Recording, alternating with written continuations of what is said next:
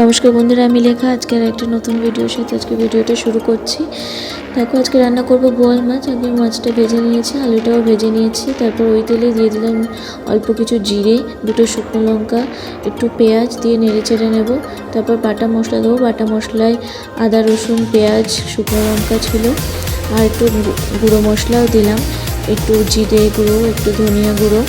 তারপর একটু লবণ দিয়ে দিলাম, একটু হলুদ দিয়ে দিলাম, দিয়ে অল্প জল দিয়ে এটা কষতে থাকবো। যতক্ষণ না তার থেকে তেল ছাড়ছে ততক্ষণ আমি কষতে থাকবো।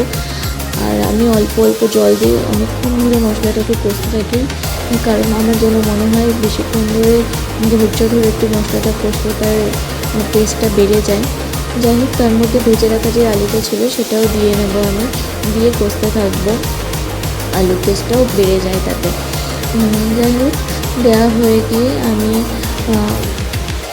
যতক্ষণ না তেল ছাড়ছি এটাকে আমি নাড়তে চাড়তেই থাকবো। তারপরে আমি পরিমাণ মতো এতে জল অ্যাড করব। আমি ওই 1 গ্লাস মতো জল দিয়েছিলাম। কিছুক্ষণ পরে আরও জল দিতে হয়েছিল, ওই 1 কাপ মতো পরে আরও জল দিয়েছিলাম, আর স্বাদ মতো একটু লবণও দিয়ে নিয়েছিলাম। দিয়ে আমি ঢাকা দিয়েছিলাম। ঢাকা দিয়ে গ্যাসের ফ্লেমটা আমি কমিয়ে দিয়ে গেছিলাম। দিয়ে বাইরে কাজ করতে গেছিলাম। বাবুকে স্নান করানো, মানে ছেলেকে স্নান করানো ছিল, ওকে স্নান করিয়ে ওকে একটু লেবুর রস খাইয়ে তারপরে আমি আবার রান্নায় এসে দেখলাম যে মোটামুটি কমপ্লিট।